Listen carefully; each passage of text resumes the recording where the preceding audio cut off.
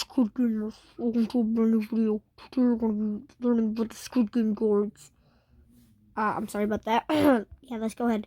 It was for all the guards out there, wearing their magenta uniforms and masks with PlayStation controller buttons on them. I wanted to make a quick, comprehensive guide to the guards, and what exactly their duties are at the facility in Squid Game. Then I was like, that's not enough. I don't want to stop there. I also want to analyze the heck out of them, and talk about some theories regarding who they are, as well as debunk one theory in particular. Oh, just a quick warning, there will not be any spoilers ahead. No, I'm just kidding. There's gonna be nothing but spoilers. So definitely keep that in mind. Let's talk about the hierarchy of the staff. The guards with the squares on their masks are at the top. Triangles are in the middle, and circles are at the bottom. The circles are the ones who handle the more mundane / risky jobs. Risky jobs like driving a minivan filled with a bunch of unconscious civilians while wearing a ridiculous outfit that would attract a lot of attention in public. And the low-level, mundane jobs being things like cooking for the competitions or cooking meals for the other guards, and delivering said meals with no enthusiasm. There's also loading dead players' bodies into coffins, and then incinerating said bodies. Basically like the least fun jobs. The triangles are the gunmen. They are responsible for eliminating the players during the games, or executing anyone breaking the rules. The triangle guards also maintain their gunman status outside of the facility, as they go on. Hold up, they eliminate people that don't follow the rules. So if someone grabs a lighter, uses the lighter for the cookie cutter game, they'll go pa pa pa. Your dad's son. Field trip missions to track down intruders. Basically, they are the ones with the guns. They are also responsible for watching over the players as they move throughout the facility, like taking them to the bathroom or leading them to the next game. By the way, I'm always going to make the case that the first game was pretty unethical. Alright, so the guards take them to the bathroom. So if it's a girl or a boy, and they're getting dressed.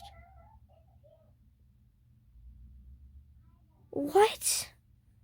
I get it. The players can unanimously vote on stopping the games at any time, but usually when people think of elimination in games, they think, oh, I'm out, not, oh, I'm gonna die. 200-something people died in the first game without knowing that they were putting their life at risk. That's like 50% of participants dead without knowing exactly what was happening. And the guards intentionally hid this fact from the players by only bringing out one square and 8 circles during the introduction. But then after the first game, where it's revealed that players can die, the circle guards are then replaced with the triangles, aka the ones with the guns. If the players who died in the first game saw the triangle men with guns, a lot of them would probably have wanted to bail out earlier, or at least be extremely cautious about the games, and the guns would easily put anyone on edge, and inspire them to find out more information about the current situation. The squares are the supervisors, the highest level out of all the guards. The squares are also the only ones besides the frontman who can monitor the security camera feed, so they are the guards who the frontman trusts the most. They have a direct line of communication with the frontman, as each square is equipped with a walkie-talkie. It seems that walkie-talkies are the #1 way to communicate on the island. Now, the one who outranks everyone is, you guessed it,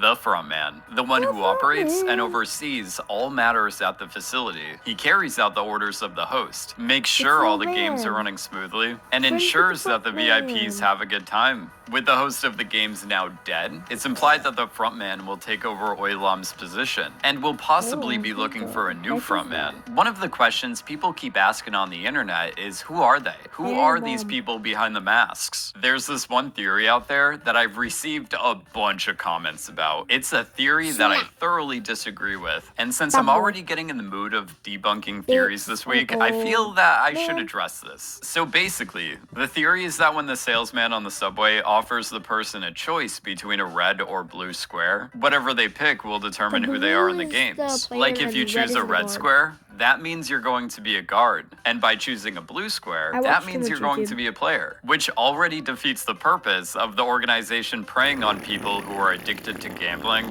This is not what the red and blue squares are about. In my ending explanation video for Squid Game, I actually talked about the symbolism behind the red and the blue. So let me give you a quick summary of my explanation, and if you've already heard me talk about this before, don't worry about me sounding redundant, because I'm going to be presenting some new information here. The choice choice between red and blue is Pause real quick. Go subscribe to this man. I don't know him, but please subscribe to him.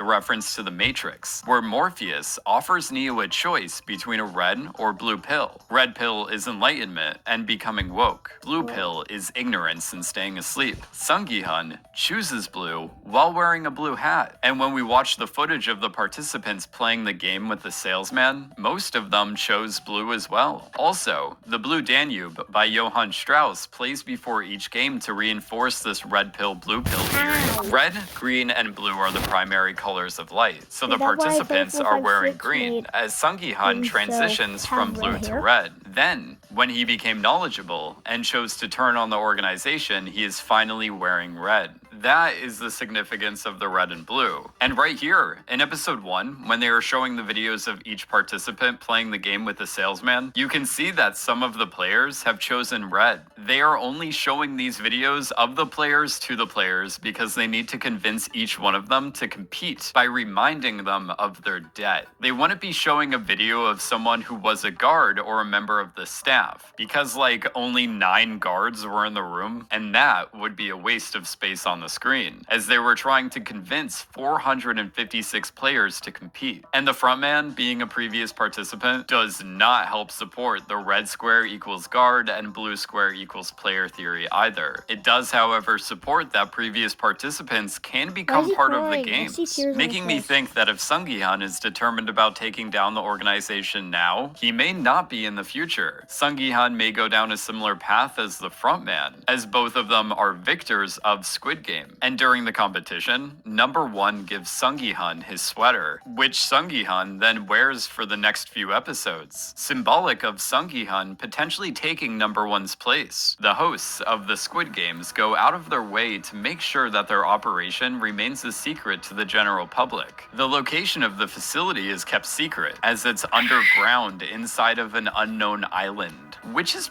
pretty cool. This secrecy extends to keeping the identities of every staff member a secret as well. If any of the guards show their face, they die. So the guards don't really know each other, like how the players only know each other by number. But the guards don't even get the opportunity to see each other's faces. But who's to say the guards or the players won't try to talk after they leave the island? Well, that's a great question myself. The players are knocked out and then brought to the mysterious island, so they have no way of knowing where the facility is. They don't even know that it is an island. Well, except for Saebyeou, but she died. Thanks a lot, Sungwoo. The only connection the previous participants would have to the facility would be a business card with a phone number that no longer works. But these people are lower in society in terms of how society views them. A lot of them are either criminals or people struggling with like loan sharks. Some of them are immigrants, refugees, people who committed fraud, and those suffering from addictions like gambling. They are people that the police wouldn't really go out of their way for. So it's hard for their word to be taken seriously.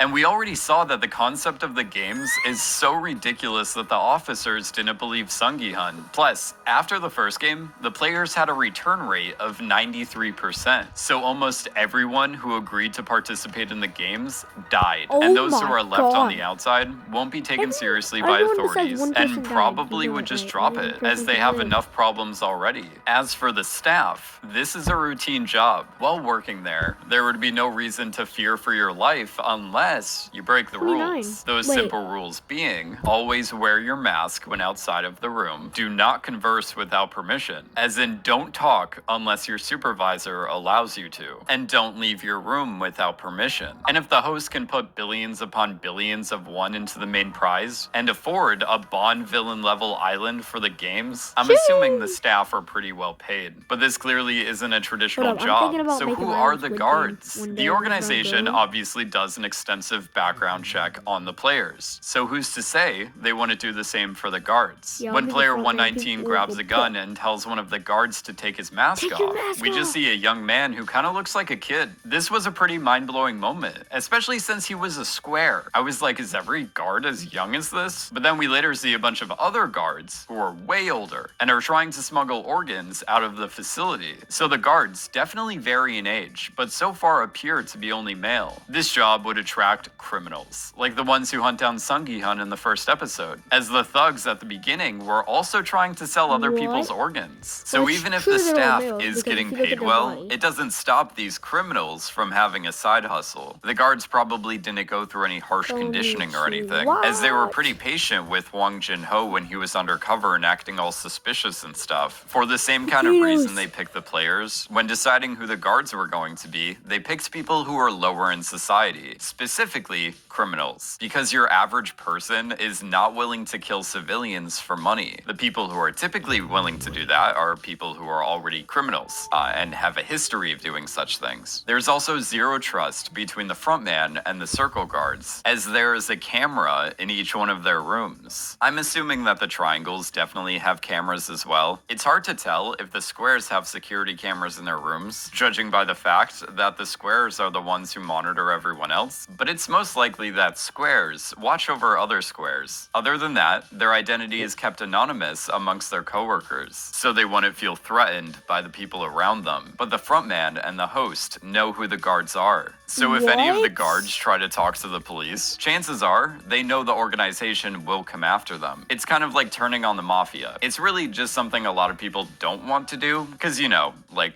death. Anyway, that's everything I had to say about the guards today. I'm gonna keep analyzing this show, so if you want me to make a part 2 to this video, let me know. Also, comment below what guard you would be. Would you be a square, triangle, or circle? I'm assuming you would have more fun as a circle, but make more money as a square. As always, thank you so much for watching, and I will see you in my next video talking about Squid Game.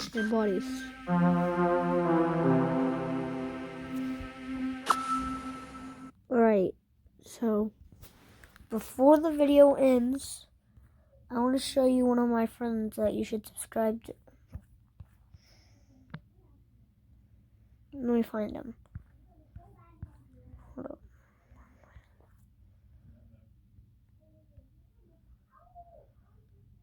Right.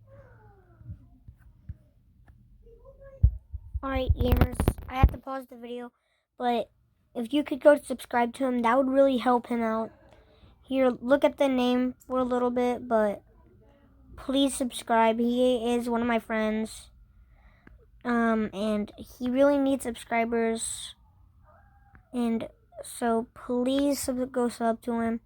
That'd make me happy and him happy. So peace. Love you guys. See ya, gamers.